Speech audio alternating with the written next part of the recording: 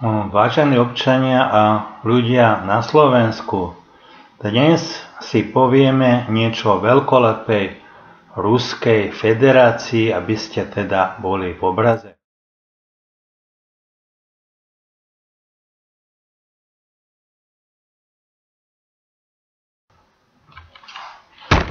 Pohovorme si o veľkoleposti Ruska, jednoducho na základe údajov z otvorených ruských zdrojov. Rusko je naozaj najväčšou krajinou na svete. Jeho územie má rozlohu 17 miliónov štvorcových kilometrov, 85% z toho je jednoducho neobyvateľné, sú to nepriechodné lesy, večne zamrznutá pôda, močiare, jazera, hory, rieky, neustále zaplavené nížiny. Len asi 15% krajiny je obyvateľných. Aby ste rozumeli, je to o niečo viac ako Sudán, ale oveľa menej ako Kazachstan. A ešte trošku k jeho veľkoleposti.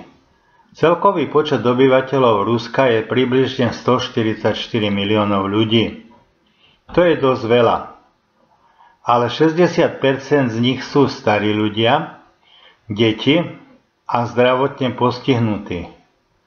A len 20 miliónov je práceschopných mužov. Z nich je 1 milión vo väzení, 1 milión slúži na ministerstve pre mimoriadne situácie, ministerstve vnútra a FSB, 1,5 milióna je v armáde, 4 milióny sú chronickí alkoholici a 1,5 milióna sú narkomani. Ešte pridať z tej veľkoleposti. Rusko vraj bojuje proti korupcii. Existuje 160 kontrolných orgánov, ktoré môžu prísť za každým občanom po úplatok.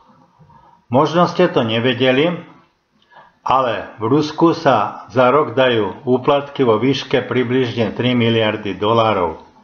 Viac k veľkoleposti. Priemerný Rus potrebuje 18 litrov alkoholu ročne. Čistý 96% alkohol. V roku 2021 sa v Rusku stratilo viac ako 50 000 ľudí. Približne 2,5 milióna detí mladších ako 14 rokov bijú ich rodičia. Každoročne približne 50 000 detí utečie z domova, aby unikli násiliu v rodine, vrátane sexuálneho násilia. V Rusku je viac ako 2 milióny sirvot. Za posledné 3 roky sa počet sexuálnych trestných činov v Rusku zvýšil 25 krát. Túto štatistiku pravdepodobne vylepšujú hrdinovia SVO, čiže armády, ktorí sa vracajú domov. Ešte viac k tej veľkoleposti. Každú minútu zomrie v Rusku 5 ľudí, len 3 sa narodia. 30% detí sa rodí mimo manželstva. Len na Sibíri za posledných 7 rokov zaniklo 11 000 dedín a 290 miest. 26 000 detí sa nedožije 10 rokov.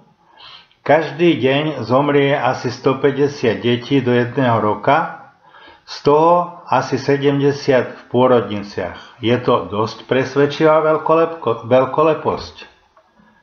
Skôr než prídete za niekým iným so svojím ruským svetom, vy, Rusi a rusofili, si poutierajte vlastnú riť. A vy, mnou nevážení politici, ktorí sa ťaháte do tejto riti, choďte tam bez nás.